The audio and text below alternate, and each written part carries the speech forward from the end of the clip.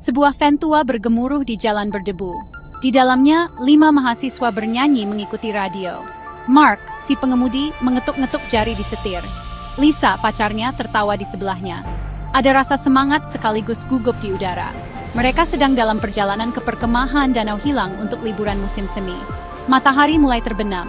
Langit berubah menjadi oranye menyala. Jalan menjadi lebih gelap. Suasana riang di dalam van berubah.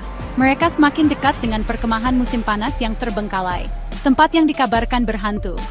"Kita nyasar ya?" tanya Emily sambil menatap peta yang kompang camping. "Ini kayaknya salah jalan."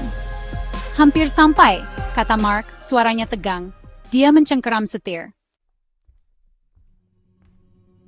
Van itu berhenti mendadak di depan pondok kayu yang bobrok. Catnya terkelupas, jendelanya dipaku.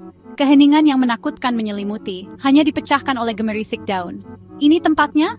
tanya Chris, suaranya bergetar gugup. Dia menelan ludah. Mereka menurunkan tas mereka, ragu-ragu untuk terlalu dekat dengan bangunan yang tampak mengancam itu. Udara semakin dingin saat mereka mendekati teras depan. Papan lantai berderit mengerikan di bawah beban mereka. "Ayo masuk," kata Lisa, mencoba terdengar berani. Mark meraba-raba kunci berkarat. Kunci itu akhirnya terbuka dengan suara berderak. Pintu kayu yang berat terbuka perlahan, seolah mengundang mereka masuk ke dalam rahasianya.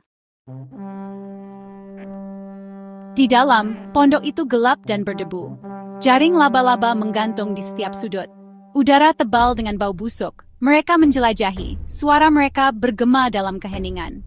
Mereka menemukan generator dan berhasil menyalakan lampu yang berkedip-kedip. Bola lampu yang lemah memancarkan bayangan panjang di dinding. Mereka makan malam dengan cepat, masing-masing tenggelam dalam pikiran mereka sendiri. Saat malam semakin larut, suhu turun drastis. Suara-suara aneh bergema di pondok, suara garukan, bisikan lembut. "Kalian dengar itu?" bisik Emily mencengkeram lengan Lisa.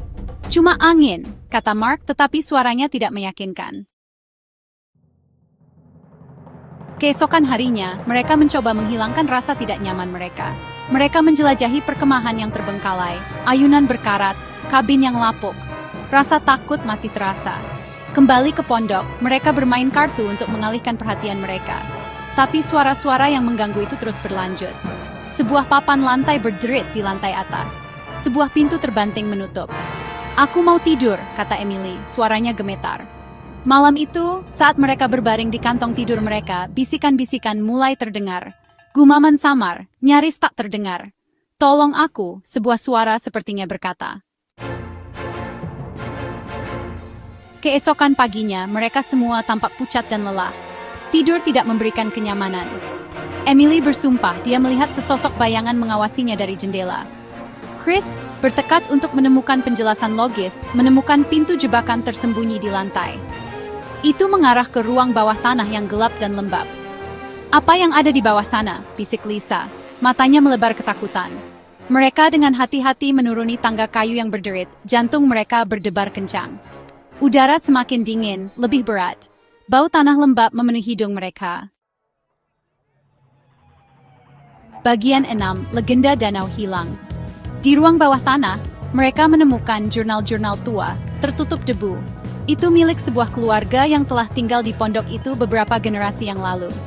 Tulisan-tulisan itu menceritakan kejadian-kejadian aneh, kecelakaan-kecelakaan yang tidak dapat dijelaskan, dan sebuah tragedi yang telah terjadi di danau terdekat. Mereka belajar tentang seorang gadis muda yang tenggelam di danau. Namanya Sarah. Orang tuanya yang berduka, Kishise, yakin dia masih ada, telah mencoba menghubunginya. Mereka mengadakan seans, mencoba ritual. Keputusasaan mereka terpancar dari halaman-halaman jurnal. Tulisan-tulisan itu berakhir tiba-tiba. Apa yang terjadi pada keluarga itu?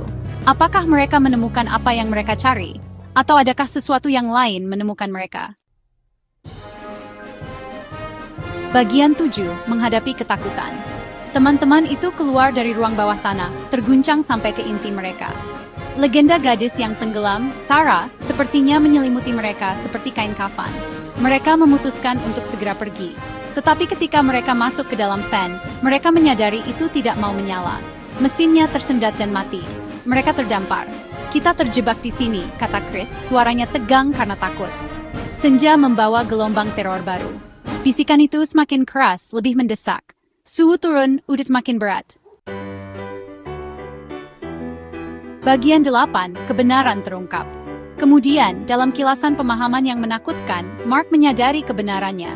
Bukan hanya Sarah yang mereka hadapi, itu adalah orang tuanya, masih terjebak di pondok. Kesedihan dan keputusasaan mereka melekat di tempat itu seperti kutukan. Dia tahu apa yang harus mereka lakukan. Mereka harus membantu orang tua Sarah menemukan kedamaian. Mereka berkumpul di ruang utama, berpegangan tangan membentuk lingkaran. Mereka berbicara kepada roh-roh itu, mengakui rasa sakit mereka, menawarkan pengampunan mereka. Udara menjadi tenang. Bisikan itu berhenti. Perasaan tenang menyelimuti pondok untuk pertama kalinya sejak kedatangan mereka. Bagian 9, sebuah kejutan di akhir cerita. Saat fajar menyingsing, mereka mencoba fan itu lagi. Kali ini langsung menyala. Mereka masuk, ingin meninggalkan kengerian perkemahan Danau Hilang. Saat mereka pergi, Emily melirik kembali ke pondok, menggigil di punggungnya. Dia berani bersumpah, dia melihat seorang gadis muda berdiri di teras, melambaikan tangan. Tapi itu tidak mungkin. Atau mungkinkah?